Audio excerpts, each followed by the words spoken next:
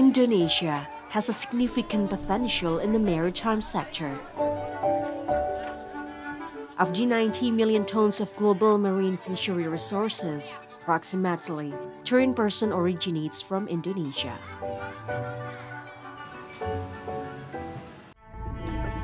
However, the current fishing practices are excessive and do not meet established standards, resulting in a threat to the sustainability of fish resources and the welfare of fishermen. Responding to this issue, the government, through the Ministry of Marine Affairs and Fisheries, has issued the Measured Fishing Policy and the Government Regulation Number 11 of 2023, which is planned to be implemented starting in 2024.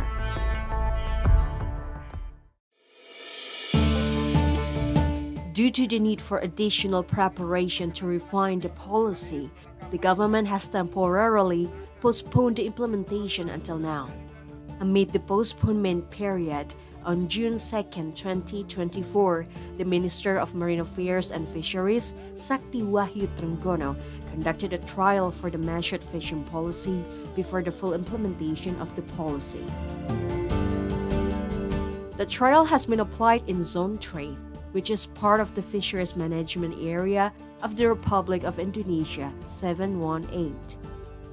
This area includes the Aru Sea, Arafura Sea, and the eastern part of the Timor Sea. During the trial period, 187 fishing vessels from the northern coast of Java, which fish in the Zone 3 waters, are able to sell their catch to the fish management companies in that zone, which will be distributed later to the local markets in Java, and some will be exported. There are also regulations regarding fish quotas that will involve vessel types, fishing areas, permits, and post-production non-tax state revenue. However, it raises both pros and cons from fishermen, academics, and environmental activists. Hence, a dialogic process is needed, allowing stakeholders to comprehend the policies. Selama ini, penangkapan ikan dilakukan oleh nelayan-nelayan besar yang ada di Jakarta, tapi menangkap di Papua sana, di WPP 108. Nelayannya berasal dari Jakarta, dari Jawa, sementara sumber daya yang ada di Papua. Tentu itu adalah merupakan suatu kerugian besar bagi wilayah Papua misalnya. Ini sebagai contoh. Mengapa? Karena hasil tangkapan mereka setelah selesai menangkap ikan mereka kembalikan ke Jakarta. Lantas daerah mendapat kontribusi apa dari hasil sumber daya yang mereka miliki? Ya, PNPP itu sangat bermanfaat sekali ya bagi masyarakat itu karena apa? Mereka memberikan kontribusi pasca tangkap, kemudian negara mengembalikan itu kepada masing-masing provinsi atau kabupaten. Belum ada kejelasan apakah nelayan kecil turut mendapatkan kuota. Memang dalam PP itu kami membaca bahwa nelayan kecil akan diberikan kuota secara khusus. Tapi kami juga bertanya lagi, mbok nelayan kecil itu nelayan kecil yang seperti apa? Ya.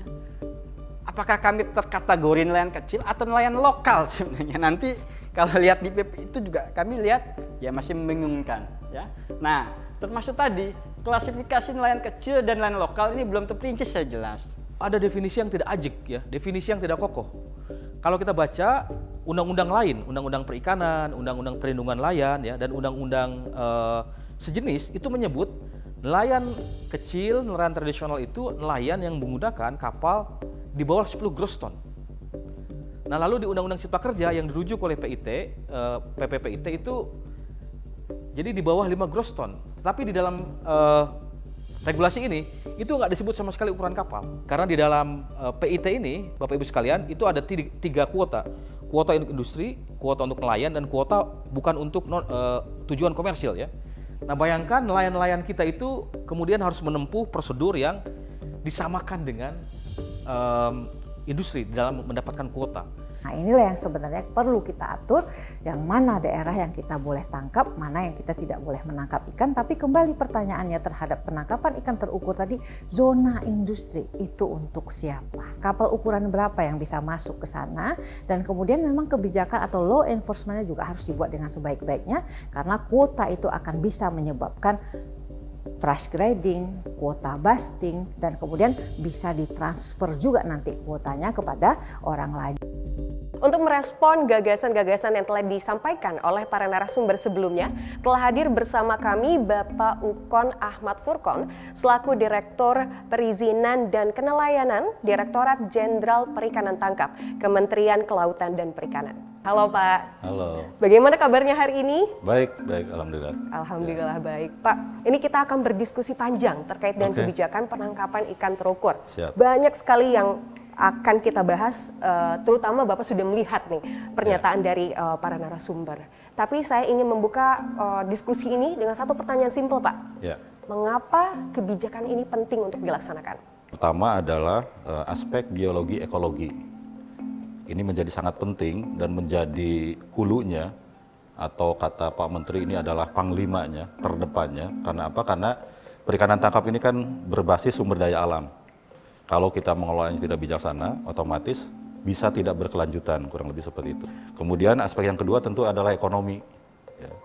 Agar tata kelola kemudian pemanfaatannya memberikan manfaat yang optimal dari sisi ekonomi, pertumbuhan ekonomi. Kemudian selain pertumbuhan adalah aspek pemerataannya. Kemudian yang berikutnya tentu aspek sosial. Aspek sosial itu tadi ujung-ujungnya tata kelolanya ini agar bisa memberikan kesejahteraan. Nah, terkait dengan penangkapan ikan terukur ini sangat identik dengan zonasi, Pak. Namun saat ini kan yang dimana menjadi perdebatan gitu, Pak, di kalangan khususnya kalangan nelayan. Ini adalah terkait dengan kuota, Pak. Beberapa bilang bahwa adanya ketidakajekan definisi. Jadi kuota industri ini sebenarnya buat siapa?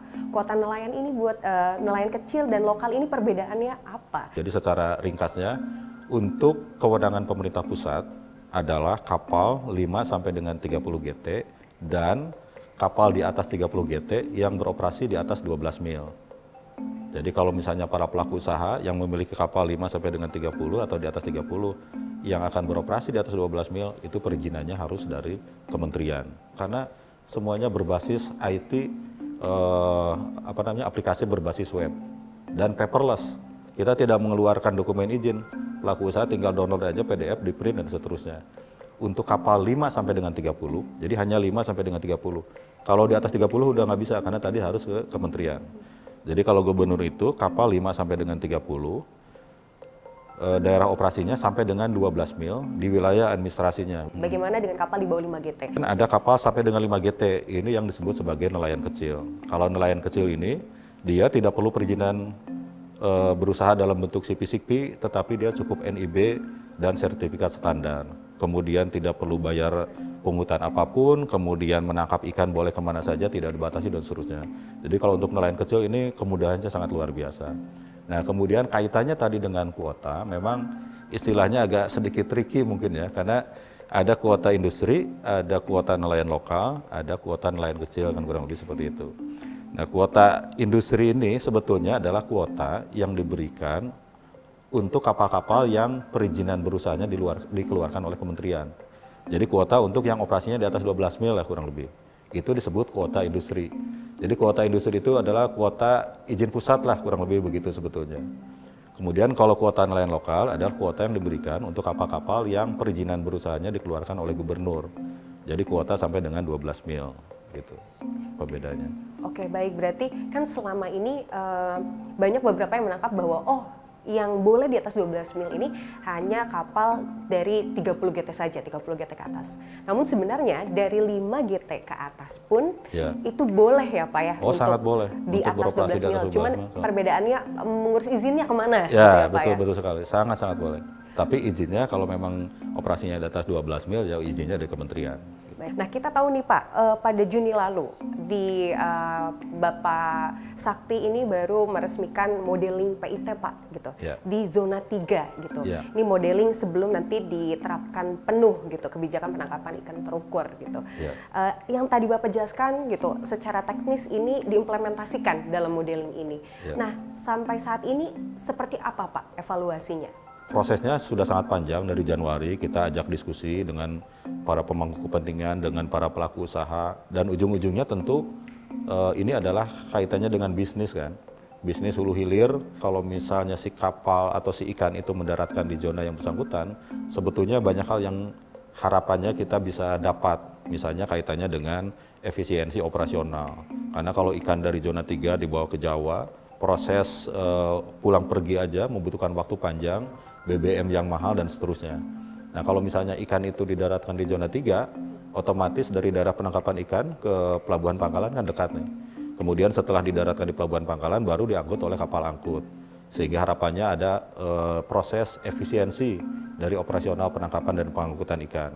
Kemudian karena waktunya semakin pendek, otomatis harapannya ikan yang didaratkan juga semakin bermutu karena waktu antara penangkapan dengan pendaratannya menjadi semakin efisien. Nah ini yang kita uji cobakan ke para pelaku usaha, ya khususnya pada saat modeling ini di zona 3. Salah satu nelayan industri ini sempat saat saya tanyakan gitu, bagaimana ini kendalanya gitu. Ya. Mereka mengatakan bahwa ini spesies yang baru bisa diterima oleh perusahaan pengelola ikan ini, baru beberapa spesies dari puluhan spesies yang mereka tangkap. Berarti termasuk dengan hal ini ya, yang terus disosialisasikan kepada para nelayan. Iya, ya betul. Jadi intinya kan pasti ujung-ujungnya ini kan untuk kepentingan bersama, termasuk pastinya kepada para pelaku usaha kan. Mustahil sebuah transformasi yang kita buat ini untuk para pelaku usaha seperti ini aja terus kan gitu kan. Tapi untuk kepentingan pelaku usaha juga supaya bisnisnya semakin efisien, keuntungannya semakin tinggi dan seterusnya. Nah pada saat proses misalnya tadi kita menguji coba bagaimana kalau ikan yang ditangkap di satu zona didaratkan di zona yang bersangkutan, artinya kan pasarannya juga harus ada. Ya, pembelinya harus ada di zona 3 itu kan. Ini yang terus kita diskusikan. Ini yang sedang terus kita upayakan dan kita diskusikan dengan para pelaku usaha, baik itu pemilik kapal maupun para pembeli ikan itu.